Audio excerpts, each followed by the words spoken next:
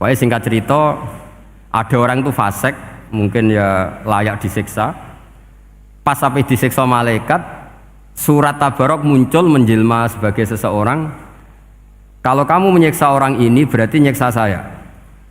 Terus kata malaikat, anti min kalamillah, ya rujuknya memang perempuan karena surah itu dari muannas karena ada taknya. Anti min kalamillah, kamu ini termasuk kalamullah. Wa ana akrahu musa'ataki, tentu aku gak berani menyiksa kamu. Ya terus berdebat kata malaikat, ini orang gak bener, ini orang fasik, saya harus mukuli dia. Kata surat Tabarok, sak fasik-fasiknya aku itu ning atine. Kena nyiksa dekne nyiksa aku. Wahnya debat karena nggak ada mahkamah konstitusi. Terus walhasil terus malaikat bilang gini, ya sudah kita lapor kepada Allah Subhanahu wa taala. Lapor, akhirnya surat Tabarok ini cerita ke Allah, ya Allah, ini orang setiap kali datang ke saya dari sekian surat-surat yang ada di Quran, orang ini milih saya, yang dipelajari ya saya, yang dihafalkan juga saya. Ini kata surat Tabarok kepada Allah. Jika orang ini hafal saya tidak ngefek ke dia untuk tidak disiksa, maka mendingan saya tidak termasuk kitabika, saya tidak termasuk Quran saja. Wong jadi Quran ora iso nyafaati. Terus kata Allah, lho kowe kok emosi kata Allah. Ya harus emosi dong Gusti. Masa wis dadi Quran kok gak iso nyafaati sing hafal. Terus kata Allah, wis pek aman. Makanya terus banyak orang ngapalkan surat Tabarok. Ya ini sekaligus ijazah nih. Untuk meradam kemarahan malaikat niku apal surat Tabarok. Syukur-syukur apal 114 surat. Oh niku malaikat sinten mawon pun kena nih.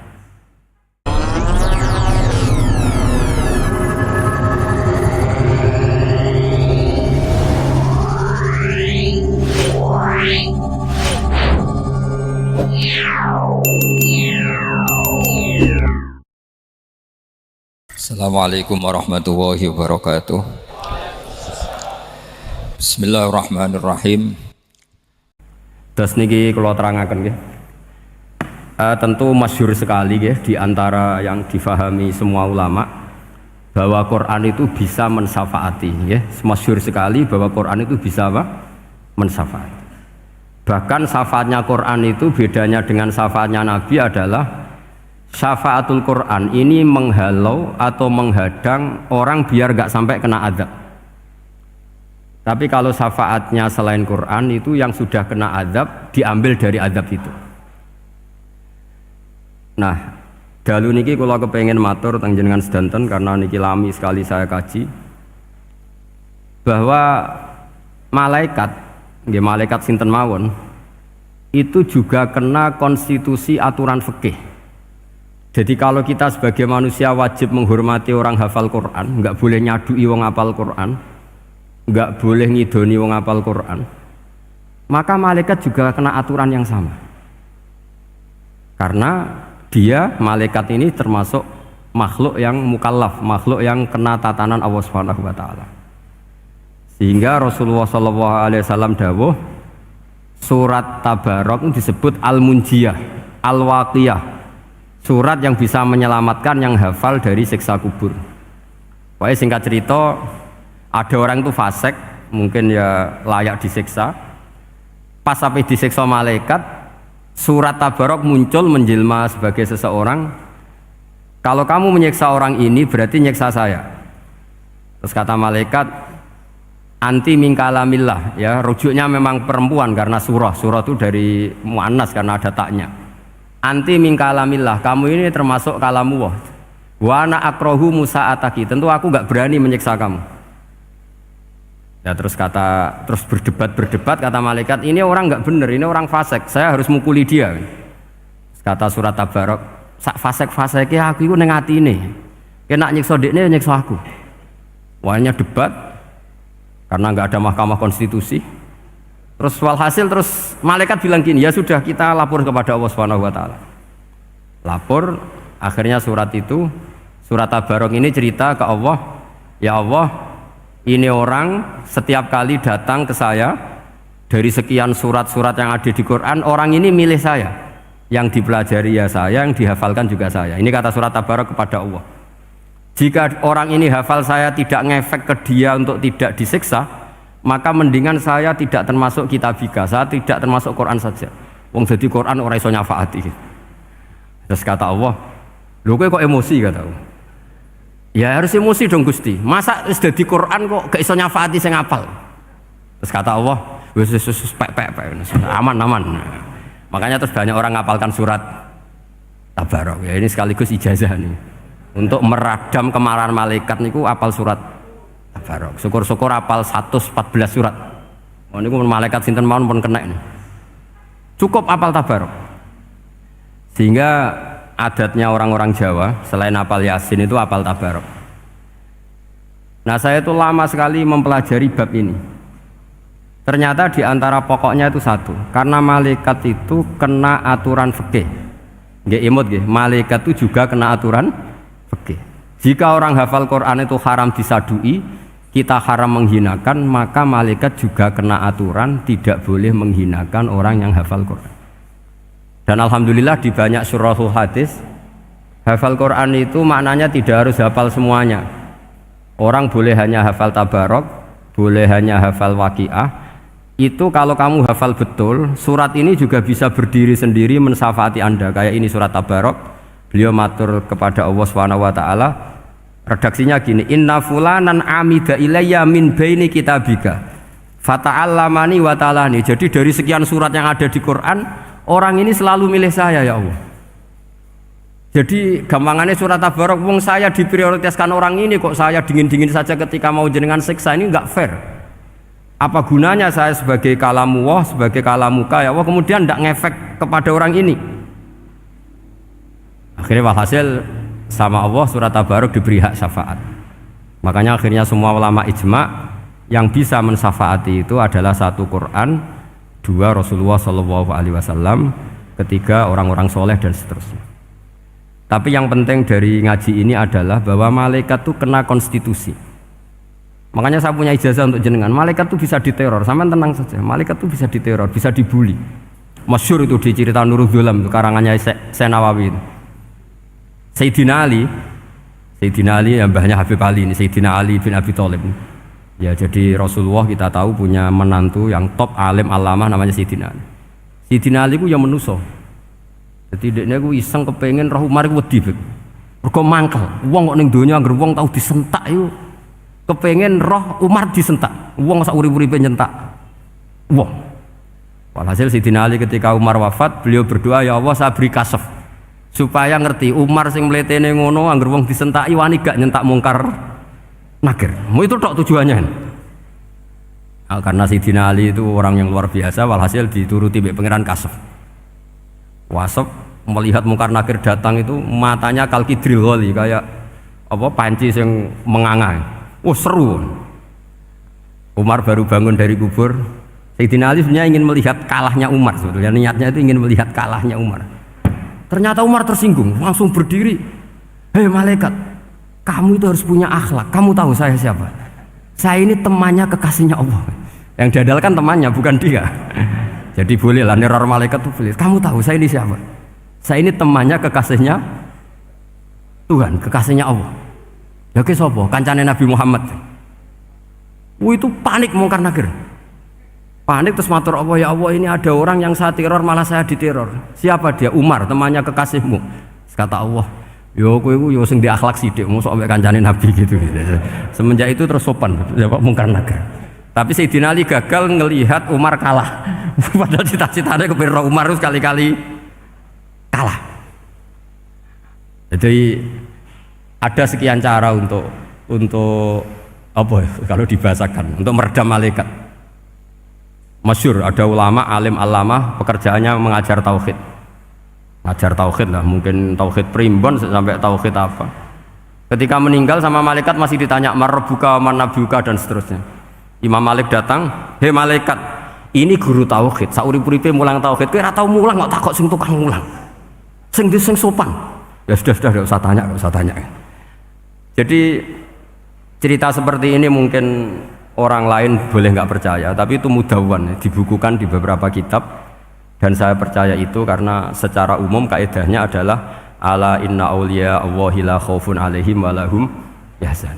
Tetap lahumul busyra fil hayati dunya fil akhirah. Artinya kalau wali itu ngalami ketakutan ketemu mungkar nakir, berarti dia tidak punya busra fil akhirah. Padahal para wali ini dijamin punya busra, mendapatkan gembira di dunia, juga mendapatkan gembira di akhirat. Artinya kalau para wali ngalami ditanya mungkar nakir, takut, apa mana mbok bayangno kepuyah-puyah, wah itu lahumul busra. Jadi makanya zaman nanti kalau ditanya mungkar nakir, marbuka, saya guru tauhid. Ngajar di Qudsiyah kelas 6. Wah, harus jelas. Saya kalau ditanya juga gitu, saya guru Minhajul Abidin, ngajar di Habib Ali gitu. Minhajul Thalibin, harus jelas. Kalau Pak Najib lebih gampang, ketua menoro. Lebih gampang lagi gitu. Nggak apa-apa. Karena malaikat itu ternyata mukallaf. Mukallaf itu kena aturan hukum. Nggak boleh dia selonang-selonong. Kena aturan hukum. Makanya fa inna Allah ta'ala la yu'adzibu qalban wa al-Qur'an. Allah tidak akan menyiksa hati yang ada di Quran. Kalau orang hafal Quran sampai mati, artinya dia membawa Quran. Dan artinya apa? Malaikat kena aturan tidak boleh melecehkan orang yang membawa Al-Quran. Sehingga surat Tabarak gak terima, ini orang ini hafal saya, kalau kamu mukulin dia kena saya. Tapi ini orang fasik, tapi saya di situ, kalau mukulin dia kena saya. Akhirnya kompromi, terus konsultasi bi Allah. Akhirnya dibenarkan surat Tabarak. Ya, terus ini sudah clear ya, lolos ya, mungkar nakir lolos, baru kayak surat apa? Tabarak. Mungkin-mungkin buatan dites malih, nak dites malih ndredeg keliru ribet. Tapi saya percaya itu ya. Saya tidak bisa membayangkan ya, ketika Quran disifati Rasulullah SAW bahwa Quran itu syafa', memberi syafaat, kemudian itu tidak ngefek. Saya itu keberatan sekali. Begitu juga apalagi ya, misalnya Rasulullah disifati akrobin nas, ahabbin nas ilallah, kemudian tidak ngefek bisa memberi syafaat. Itu tidak fair. Pasti orang-orang dekatnya Allah ini bisa memberi apa? Syafaat. Karena status kedekatannya Rasulullah SAW diantaranya adalah hak memberi apa? Syafaat. Karena malaikat yang semuanya itu kena konstitusi. Saya punya kitab Sarahnya Bukhari, banyak saya punya. Itu diantaranya riwayat dari Ahlul Bait, dari Sayyid Ali Zainal Abidin, Anil Husain, an Abihi, an Rasulillah SAW. Itu riwayatnya adalah ketika nanti di mahsyar itu ya tidak usah kamu bayangkan ya, karena ini bila kaifin walan hisorin, itu Nabi diantara Jibril dan Allah. Kemudian tentu yang akan masuk surga itu orang-orang yang sudah jelas surganya, kayak para nabi, para wali, para habaib, para orang-orang pilihan, itu jelas surganya. Tapi apa yang terjadi? Allah itu, ya tentu Allah zat yang maha tahu, sudah sangat tahu. Itu nabi usulnya itu hanya satu, ay Rabbi. Saya masih apal teksnya, memang tak apalkan karena ini tak mau tak pakai senjata untuk ketemu para malaikat. Bukan ya Rabbi, kalimatnya ay Rabbi. Ay Rabbi ibaduka abaduka fi atrofil ardi. Loh Gusti, yang nyembah jenengan bukan hanya orang kudus tok, bukan orang menoro tok, bukan madrasah-madrasah elit tok, bukan sekolah-sekolah anggulun tok.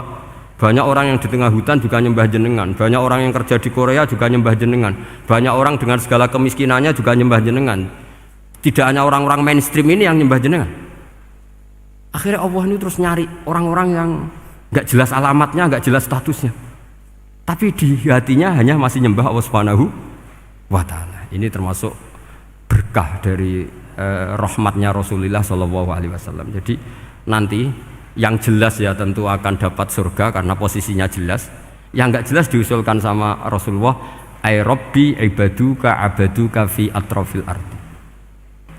Itu luar biasa. Saya pernah ke Korea itu haru karena di sana ya ada yasinan, ada dibaan. Padahal kerja di negara ateis. Itu kalau mereka sholat, itu nyuri-nyuri waktu makan, sholatnya itu di kamar mandi. Ya jangan bayangkan kamar mandinya kayak di sini yang sempit juga. Kamar mandi di kota-kota itu kan mungkin lebih bagus dibanding kamar tidur jenengan. Kayak di hotel-hotel itu kan kalau santri so ngantuk. Saking mewahnya, jadi bisa.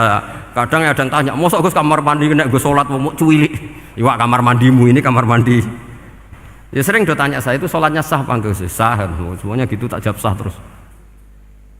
Dan itu yang nanti diusulkan Rasulullah SAW, Ay Rabbi ibaduka abaduka fi atrofil ardi. Di luar orang-orang yang mainstream itu ya Allah, banyak orang yang menyembah jenengan. Saya tuh pernah nangis ketika di Bandara Jakarta ketemu orang wireng, serai melarat, jelas melarat. Wireng wis. Niku ketemu saya cium tangan, Gus saya ini itu habis dari Selandia Baru. Kerjanya dia itu ikut mancing gitu, mancing ikan tuna ya, di Selandia. Kalau saya di tengah laut itu sampai 2 bulan. Hiburan saya itu hanya ngaji jenengan lewat YouTube. Coba orang di tengah laut ngaji. Wah, itu seneng pojok bumi. Jadi ini umat Rasulullah Shallallahu Alaihi Wasallam. Makanya kalau suwon jenengan yakin saja terhadap syafaatnya Quran, karena semua malaikat itu kena aturan. Di antara aturannya adalah tidak boleh menyiksa orang yang di hatinya ada Al-Quran. Fa innallaha ta'ala la yu'adzibu qalban wa al-Qur'ana, karena Allah tidak akan menyiksa hati yang ada di Quran, yang ada Qurannya. Sehingga mriki jelas gini riwayat saking Ibnu Katsir, supaya kula percaya, apalagi ini didhawuhkan Rasulullah sallallahu alaihi wasallam bahwa surat Tabarok adalah disebut munjiyah, penyelamat, juga disebut waqiyah, penjaga. Lalu biasanya orang-orang yang nggak percaya syafaat itu pertanyaannya adalah, kan manusia itu wa alaysa lil insani ila masa'a, manusia itu hanya bisa membawa bekal apa yang pernah dilakukan. Itu dijawab oleh ulama-ulama kita ahli sunnah wal jamaah. Entah perlu ditambah An-Nahdliyah apa enggak tahu saya. Saya ini kata orang banyak termasuk pengurus PBNU, tapi saya itu tetap nggak pati srek. Kalau ahli sunnah saja, tidak usah ditambahi An-Nahdliyah. Karena nanti malah tidak global, ini ahli sunnah kok lokal ini jadi ribet. Ya tapi kalau kita di Indonesia ya ditambahi An-Nahdliyah tidak apa-apa. Karena mau tidak mau memang dalam hal ikramus sahabah mungkin kita dengan Wahabi itu sama-sama ikramus sahabah. Tapi dalam hal percaya wasilah kita ini ada miripnya dengan Syiah, karena Syiah percaya wasilah, NU percaya wasilah. Tapi dalam bab ikramu kulis sahabah beda kita dengan Syiah. Fa innas Syiin itu ada sahabat yang dihormati, ada yang enggak. Akhirnya terus kita karena itu terus bikin ahli sunnah An-Nahdliyah, karena Wahabi itu ya ahli sunnah tapi enggak percaya wasilah. Ya katanya gitu, kata para pakar-pakar. Saya sendiri hanya nirukan, saya enggak punya kepentingan untuk menganalisis itu enggak. Karena pertanyaan di kuburan itu ya gampang, nanti marbuka wa manabiuka itu gampang lah. Tapi ada KNU juga, ada nanti Gus pertanyaannya, wama jamiyatuka. Waduh ribet itu, lama-lama wama hizbuka, partai kamu apa? Ribet kan kalau semua orang kreasi nambahin, malah ribet kan. Tapi lewat ngaji ini saya pastikan bahwa surat Tabarok itu luar biasa. Terus saya teruskan. Wa qad rawat Tabrani wal Hafidz Adhi al-Muqaddasi min tariqi Salam bin Sadrusih qala Rasulullah sallallahu alaihi wasallam suratun fil Qur'ani khosomat an sahibiha hatta adkhalathul jannah. Jadi ada surat di Quran yang mati-matian membela yang hafal sampai surat itu memasukkan orang itu ke surga, yaitu tabarakalladzi biyadihil mulk. Ini yang an Ibnu Abbas yang qala daraba ba'du ashabin Nabi sallallahu alaihi wasallam khiba'u ala qabrin wa wala yahsibu annahu qabrun. Fa idzan qabru insanin yaqra'u suratal mulki hatta khatamaha. Fa atan Nabiyya sallallahu alaihi wasallam faqala hiyal mani'ah hiyal munjiyah tunjihi min adzabil qabri. Jadi ada sahabatnya Nabi, karena kemalaman dia bikin tenda di kuburan. Dia agak ngira kalau itu kuburan. Ternyata di situ ada orang Sohibul Qabri ini baca surat Tabarok. Kemudian peristiwa itu dilaporkan ke Rasulullah. Jawabnya Nabi apa? Memang surat Tabarok itu al-mani'ah, yang bisa menghalau atau menolak azab. Terus hiyal munjiyah, memang surat Tabarok itu menyelamatkan tunjihi min adzabil qabri, akan menyelamatkan orang itu dari siksa kubur. Ikut ke sekolah. Wa qala Tabrani haddatsana Muhammad bin Hasan. Terus qala Rasulullah sallallahu alaihi wasallam lawadittu annaha fi qalbi kulli insani min ummati. Karena keramatnya surat Tabarok seperti itu, kata Nabi lawadittu pakai lam taukid. Yakti seneng ingsun annaha di surah yaitu Tabarok fi qalbi kulli insani min ummati. Karena keramatnya surat Tabarok seperti itu, saya suka kalau semua umat saya itu hafal itu. Nah, alhamdulillah barokahnya didikan para kiai, para guru, hampir semua kita ini hafal surat Tabarok.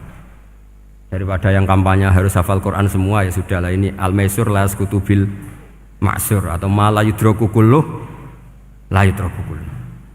Jadi saya itu punya santri orang Sulawesi, itu dulu guru gitar. Santri di Jogja, dia dulu sekolah kesenian di Jogja terus jadi guru gitar. Saya ini kan kiai fikih, saya mazhabnya sama dengan Pak Najib, termasuk ngaramkan gitar saya ini. Mau tak haramkan kok ragilem ngaji malah ribet, tak halal ngomong gitar kok tak halal. Semeneng ae. Semeneng ae. Saya niru Mbah Mun, nek ono jawabane semeneng gak. Ya tak kok kadang, Gus, main gitar hukumnya piye? Kurang pegawean tak jawab. Halal tak haram, Gus? Kurang pegawean sejelas. Halal haram tak kok ribet. Tapi yang unik dari itu apa? Tiap tahun Beb itu datang ke saya setor surat Tabarok. Kadang ya setor 5 ayat, 20 ayat, sampai khatam. Naik pesawat dari Sulawesi. Gara-gara ngaji saya, sudahlah Gus, sementing aman. Jadi aku ning donya wis main gitar saenakku, nak gak apal Tabarok bahaya gitu. Dia ngapalkan, apal betul. Sekarang kemarin setornya khatam. Ya hanya untuk ngelawan malaikat saja itu, untuk ngelawan malaikat itu. Saya kok tertarik itu. Lah yang repot saya, Beb, saya kiainya ngajarkan itu tapi lupa ngajarkan haramnya yang gitu-gitu. Wah ya ribet ya, sudah lah, nanti biar jurusi Allah Subhanahu wa ta'ala. Sudah itu sudah. Karena jadi kiai itu repot. Saya pernah, Beb, tanggal 1 Syawal itu punya teman zaman di Sarang. Wonge wis wireng kriting soe wireng kriting. Jarang ke saya tanggal 1 Syawal kecuali pas itu. Ternyata datang tuh karena teman saya, semakan senior saya, mau ngijazahi saya. Gus, kowe nak dadi kiai sing hati-hati. Aja geman dalil sing kowe ora iso nglakoni. Ono apa? Dia itu datang ke saya berarti tanggal 2 ya, tanggal 2 sore. Dia itu pas Idul Fitri itu pidato. Man shoma Ramadan wa atba'ahu sitan bin Syawal faka'annama shomat dahrakullah. Itu orang lugu-lugu poso. Barang tanggal loro pas wandekne rokokan. Wong lugu-lugu, wah rugi bah aku poso jebule jenengan ra kena dinut. Jadi semuanya yang poso 6 hari itu ngikuti kiai itu. Ternyata pas disowani pas rokokan, rugi bah aku anut jenengan. Tak nut-nut poso jebule jenengan gak poso. Aku yang meneng ngene, lha opo kowe dalil ngono barang lho, lha opo ora iso nglakoni. Makanya ini hati-hati para kiai, nek dalil sing ora iso nglakoni ora usah. Nak khutbah id ora usah cerita poso 6 hari, kok malah diciri orang. Ya cerita wae wong nak berposo dosane di sepuro insyaallah, pokoke yang gampang-gampang saja. Nak dolan ning gone wong awan-awan dosa ganggu. Nak ra dolan sombong gak gelem silaturahim. Wae ngomong yang umum-umum saja. Jangan dalil poso 6 apa? Hari itu sekali ada yang nganut ternyata kamu ndak bisa, wah itu repot. Ya jadi saya berharap sekali keyakinan guru-guru kita bahwa Al-Quran mensyafaati itu kita terima. Kita terima an ilmin wa an bayinatin wa an hujatin. Kita bukan sekedar terima karena itu dawe guru enggak, tapi satu bayinah. Yaitu logikanya adalah malaikat itu mukallaf. Mukallaf itu kena aturan hukum. Jika manusia kena aturan hukum harus menghormati orang hafal Quran, maka malaikat juga kena aturan yang sama. Yaitu harus menghormati yang hafal Quran. Jadi boleh kamu nanti ketemu malaikat mungkar nakir, sertifikat Iqra khatam, qiraati khatam. Syahadah saya hafid terbaik. Ya supaya dia enggak sembarangan nyiksa kita. Wah aku yakin mesti gak wani, yakin. Jajal sebenarnya. Tapi sampean matur, ojo tes tapi. Karena sekali dites bulet tuh. Ya jadi ini jelas ya, dawuh Nabi ketika cerita keramatnya surat Tabarok, dawuh Nabi lawaditu annaha fi qalbi kulli insanin min ummati. Wa qad rawa hadzal hadits Abd bin Humaid fi musnadihi bi absato min hadza. Faqala, ada yang cerita lebih detail di riwayat itu, fa innaha al-munjiyah wal mujadilah tujadilu auto khasimu yaumal qiyamah inda rabbiha liqairiha. Nah ini lebih gampang lagi. Surat Tabarok itu mati-matian bela yang baca.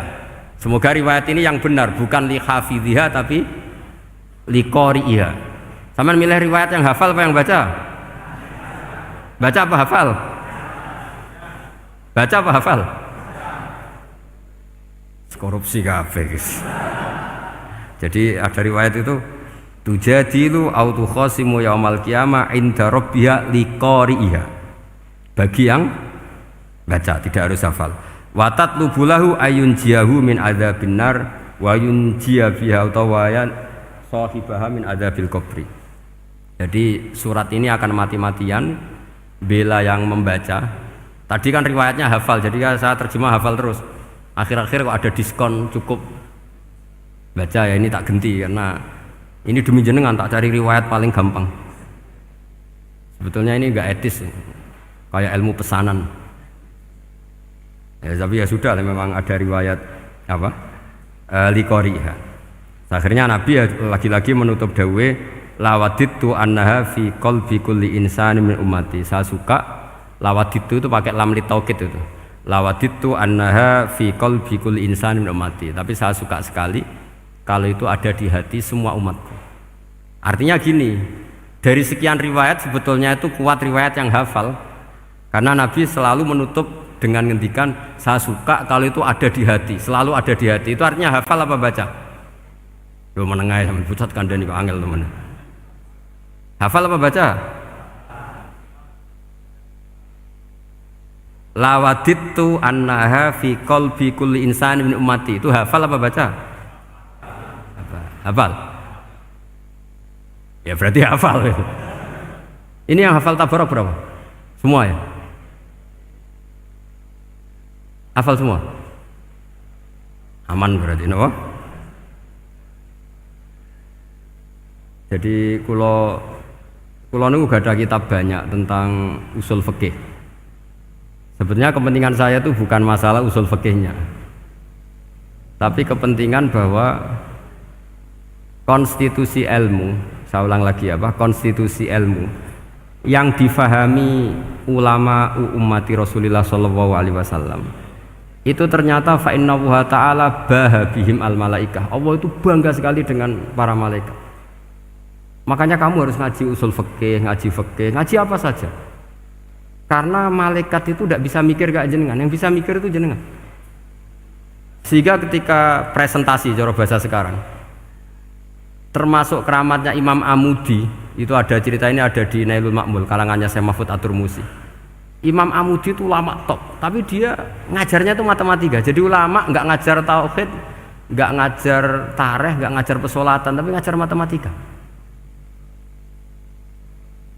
Akhirnya, tapi di hatinya ini, makanya ulama itu punya sirri bisirri asrorihim al-fatihah itu ya di sini. Di hatinya itu menurut dia ilmu paling efektif untuk menjelaskan logika tauhid itu ya matematika. Singkat cerita, ketika ketemu para malaikat, ngendikannya Allah, ya Amudi, kenapa kamu sering belajar matematika? Li tauhidika ya Rabbi, supaya saya mentauhidkan engkau. Ajari para malaikat. Jadi malaikat dipanggil semua sama Allah. Hei waya malaikat, hei para malaikatku, dengarkan kajian Imam Amudi. Dengarin semua. Dia nerangkan di bor hanya sedikit. Nisbatus naini wa arba'atin wa khamsin sampai terus ilal wahid, semuanya nisbatul far'i ilal asli. Wes aku gawe angka cek 1 juta, cek 1 miliar, tetep awalnya iku siji. Mbok donya jumlahe cek alam galaksi, cek planet wes santek. Tetep asal usule siji.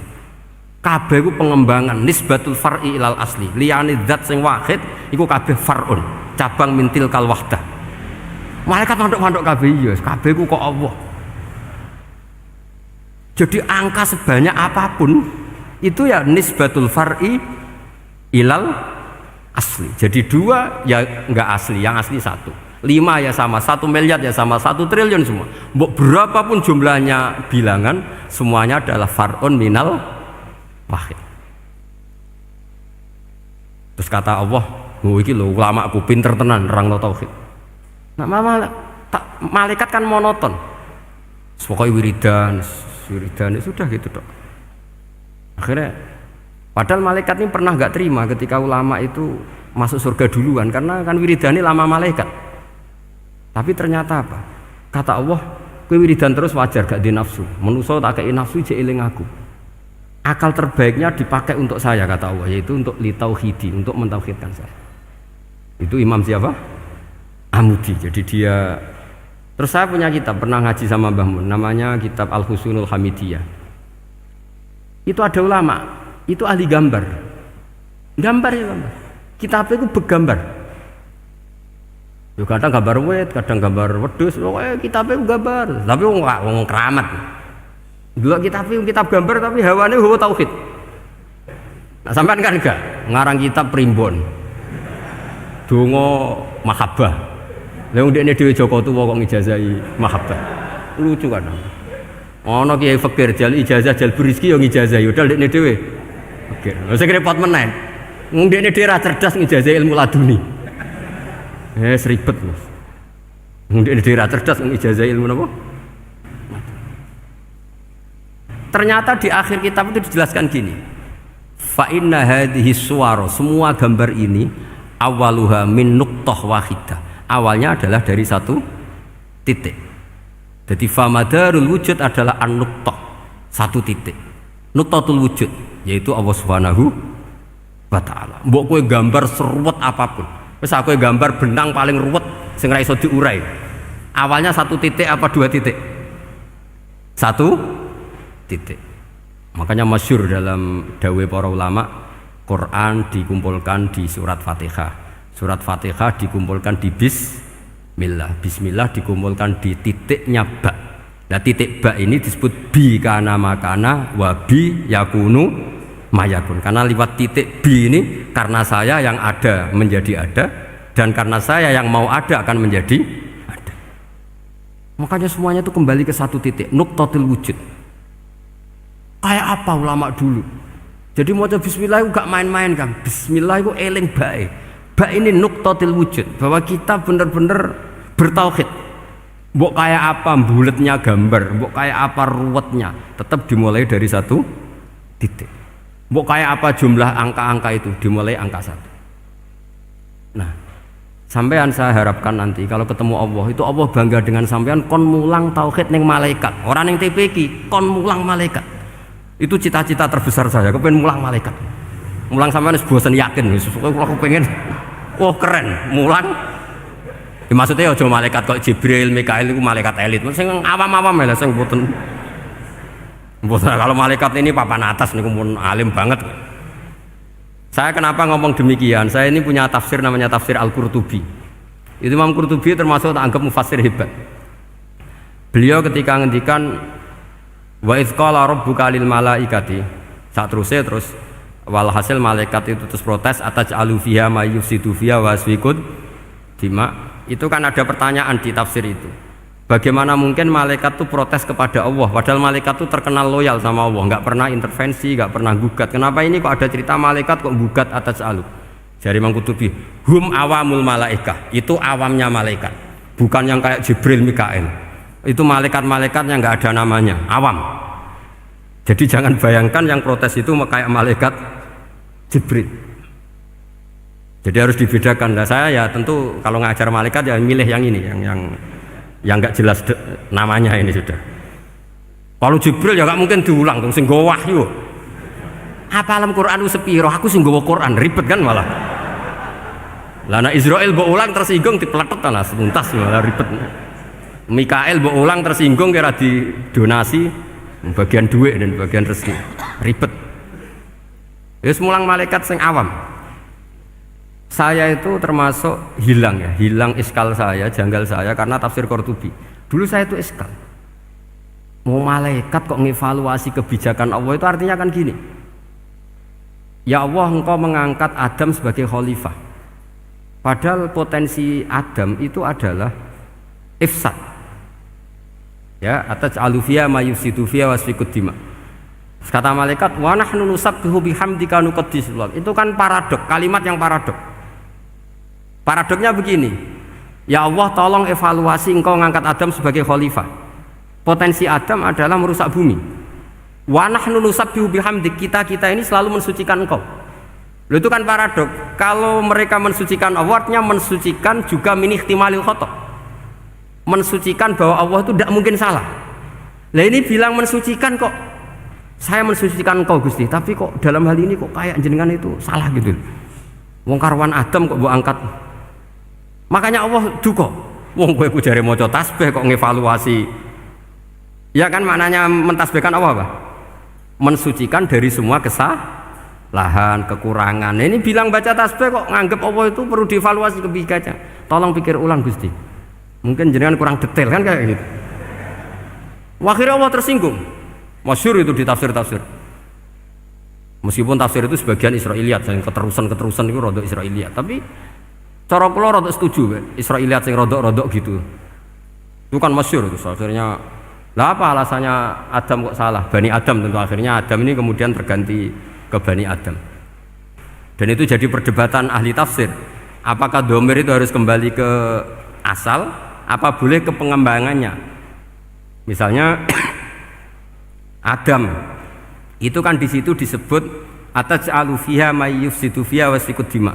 Padahal Adam yang nabi ini enggak pernah yusfikud dima. Enggak pernah yufsid fil ardi, juga enggak pernah wa yasfikud dima.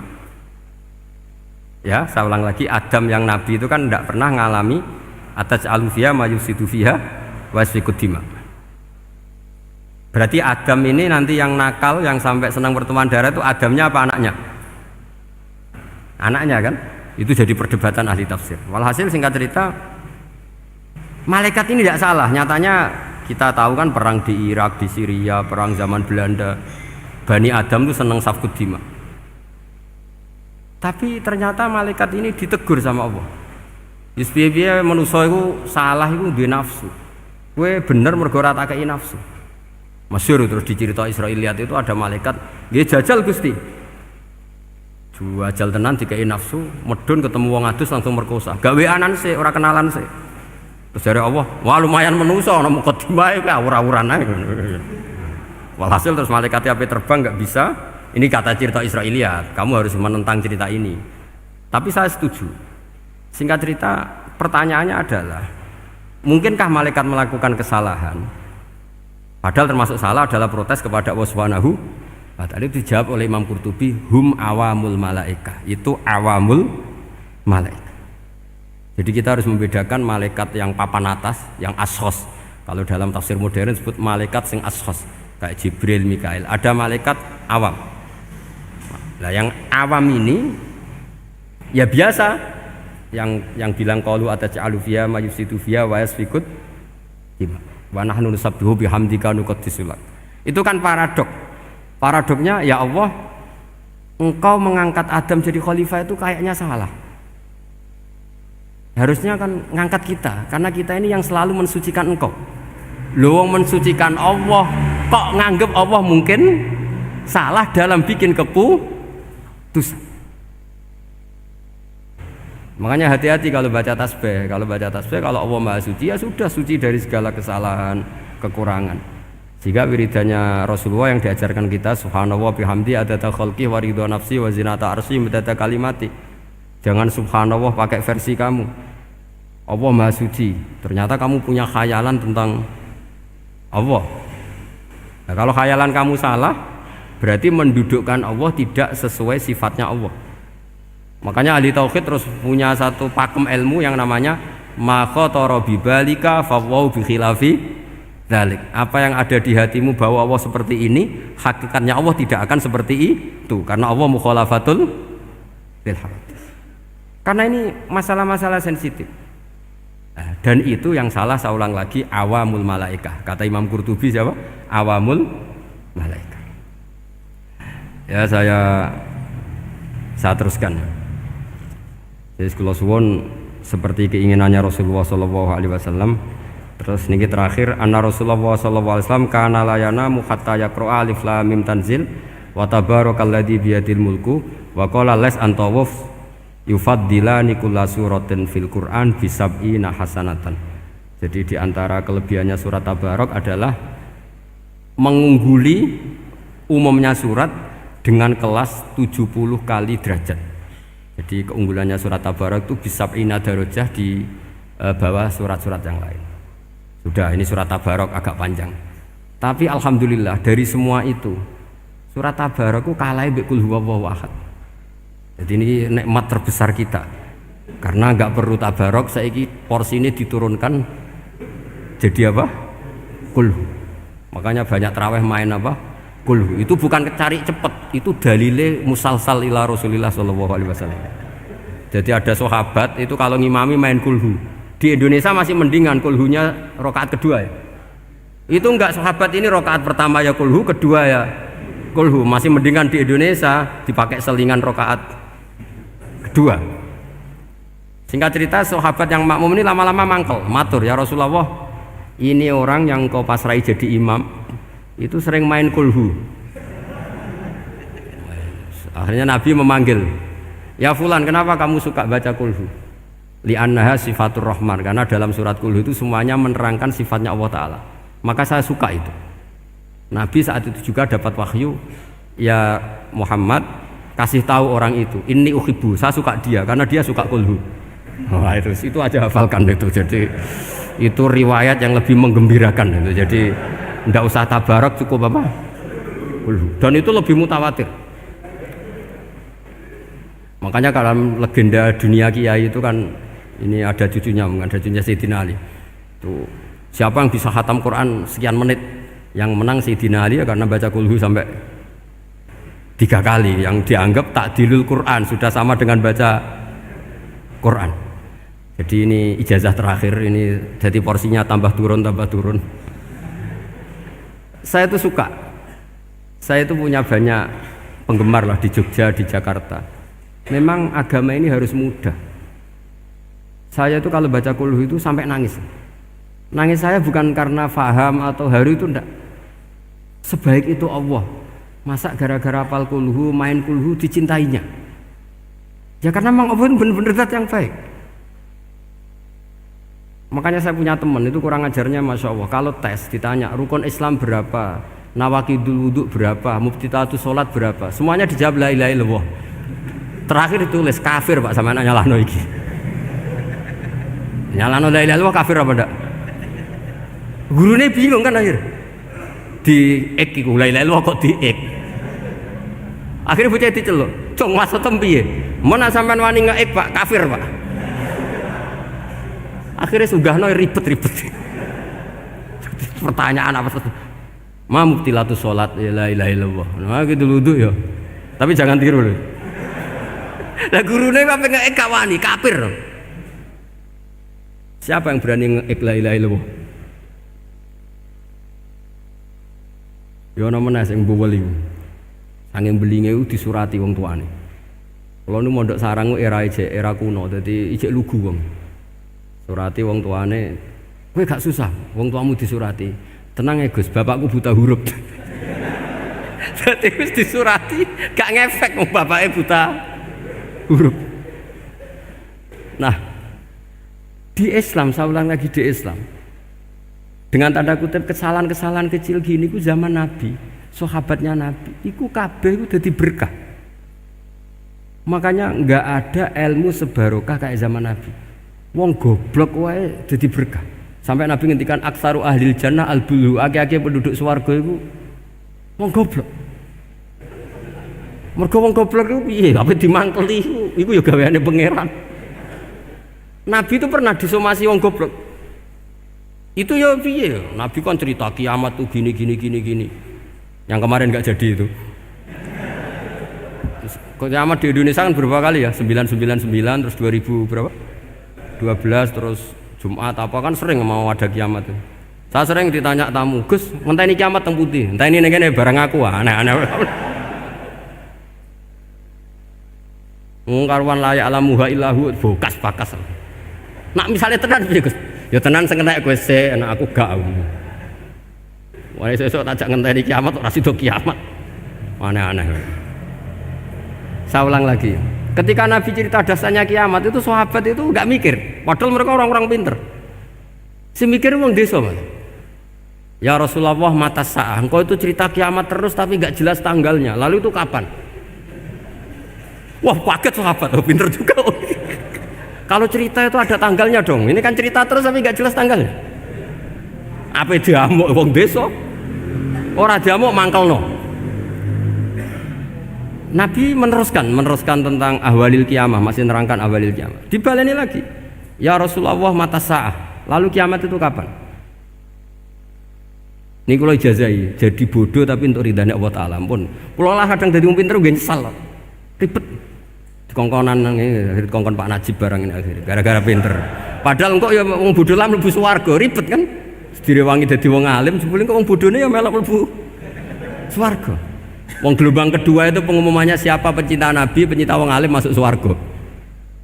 Yang pertama seleksinya agak ketat, yang kedua itu ya muhibin mun cukup mun. Jadi sebenarnya swarga ya ketemu wong ra jelas-jelas nih. Wah repot ya.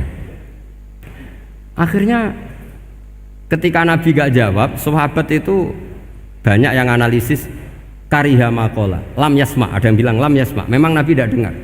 Ada yang analisis sami'a wa kariha maqala, sebenarnya Nabi itu dengar tapi gak suka karena pas khutbah di-cut, diinterupsi. Karena diulang-ulang lagi akhirnya akhirnya Arabi tadi mengulang-ulang lagi, akhirnya Nabi jawab. Karena Nabi itu orang yang sangat pintar, jawabnya ma'atatalaha, kamu kok berani tanya kiamat kapan, persiapan kamu apa? Fawawahi ma'atatulaha kabiro sholatin wala siyamin wala kata wa kata walakinni uhibbuka. Ya menang ya pede. Apa Nabi tanya persiapan saya? Oh kalau sholat saya biasa kok bangga. Wes wong desa biasa kok. Fawawahi ma'atatulaha kabiro sholatin, saya sholatnya biasa, puasa biasa. Maksudnya yang wajib-wajib tok lah, ndak aneh-aneh. Tapi walakinni uhibbuka, tapi saya ini mencintai engkau. Apa jawabannya Nabi? Almar'u ma'aman ahabba. Dan itu melegenda seluruh dunia, baru kayak Bedui. Jadi semua orang yang hafal hadis almar'u ma'aman ahabba atau anta ma'aman ahbabta itu barokatu hadal badui, karena berkahnya orang Bedui. Dan hadis itu mutawatir karena dikatakan Nabi ketika khutbah orangnya banyak yang hadir banyak. Barokahnya orang Bedui, gak disopan santun. Mukjizatnya Nabi seringnya gara-gara orang Bedui. Nabi khutbah, wis khutbah cerita akhirat, cerita kebaikan. Ya Rasulullah, khutbah mohon bakas akhirat kebaikan. Sekarang itu tidak ada hujan, halakatil amwal. Sekarang harta hilang semua. Hewan-hewan sudah mau mati semua karena apa? Kekeringan. Mohon jenengan rasa bakas niku, pun jaluk udan mohon. Nabi langsung Allahumma langsung udan tumpurs. Nak jari ulama lah, buat Nabi berodok gelos putih udan seminggu nganti akhirnya sapi ini gak mati krono kehausan tapi kelentir. Parani nih Nabi, ini orang ngerasa salah paren. Ya Rasulullah, wong kula njuk donga udan ben ra mati, saiki mati tenggelam. Mun lereni itu santai weh. Dan saya minta doa hujan supaya hewan-hewan itu bisa minum dan seger. Dan ini malah dok lentir. Akhirnya Nabi itu nuruti meneh. Allahumma hawalena wala alena Allahumma alal akam wa dzirab terus. Itu wong desa. Betapa barokahnya wong desa iki orang tahu. Betapa Rasulullah itu sekali ngendikan alam itu harus tunduk. Jadi min mu'jizati Rasulullah sallallahu alaihi wasallam itu sekali ngendikan alam itu harus ngikuti. Jadi Nabi misalnya ngendikan hujan, itu panitia hujan, malaikat hujan harus nuruti. Nabi ngendikan berhenti juga harus berhenti. Makanya enak jadi Nabi itu. Tapi kamu nggak mungkin, sudah tutup, sudah tidak mungkin. Makanya Nabi itu pernah minta dalam satu maidah, ya fulan saya ambilkan dirok. Dirok itu kaki kambing yang depan, diambilkan. Ambilkan lagi, diambilkan. Ambilkan lagi, ya Rasulullah, bukankah kambing hanya punya dirok dua, kaki depan dua? Andaikan kamu bilang iya, maka akan selalu ada dirok selagi aku minta-minta. Karena alam ini akan mengikuti. Jadi Nabi misalnya mau dahar gitu ya, kok Nabi ngendikan, ya Jabir, ini jangan kamu entas, yang entas harus saya. Ini cukup untuk makan orang banyak. Nabi sekali ngendikan cukup. Nasi ini punya konstitusi, harus cukup. Karena Nabi ngendikan cukup. Itu hebatnya Nabi. Beliau punya spesial. Alam ini harus nurut sama beliau. Makanya disebut wadhabu wal ghazala yasyadani laka birrisalah. Semuanya itu harus tunduk. Nah, akhirnya syafaat-syafaatnya Nabi itu gara-gara wong desa-desa. Saya itu pengagum wong bodoh ya, termasuk hadisul Arabi tadi. Ada orang desa tanya, ya Rasulullah, nanti kalau saya mati itu yang ngisap siapa ya? Allah ya. Wah bagus lah, terus mulai. Barang mulai, abe guyu. Nabi piye karpe? Dipanggil lagi. Ya Arabi, kenapa kamu tertawa-tawa terus pulang? Ya baguslah kalau yang ngisap Allah. Selama ini hubungan sama Allah saya baik-baik saja. Tapi Nabi muji faqhu hadzal arabi, wis pinter kowe cong. Terus pernah lagi ada orang Bedui tanya, hal yadhakur rabbu ya Rasulullah, apakah Tuhan itu pernah senyum, pernah tertawa? Naam, kata Nabi, ya pernah. Lan na'dima min rabbin yadhaku khairan. Kalau Tuhan pernah senyum, pernah tertawa, wah orang kalau pernah tertawa itu pasti baik. Ya baguslah, enggak apa-apa. Jadi makanya ini unik ya, Islam itu agama yang unik, agama yang berkah, yang alimnya ya ketulungan, yang bodoh juga ketulungan. Karena memang agama ini untuk semua, lil alamin, untuk semua. Maka kata Imam Ghazali, Allah mengutus Nabi itu diutus ke raja-raja, diutus ke pedagang, diutus ke aromil, diutus ke fuqara, diutus ke birokrat, diutus ke apa saja. Ila jami'i sunufin nas, ila jami'i asnafin nas, bahwa semua yang mengapresiasi kenabiannya Nabi itu mulai raja, pedagang, PNS, birokrat, orang miskin, orang apa saja mengapresiasi dakwahnya Rasulullah Shallallahu Alaihi Wasallam. Al-Fatihah.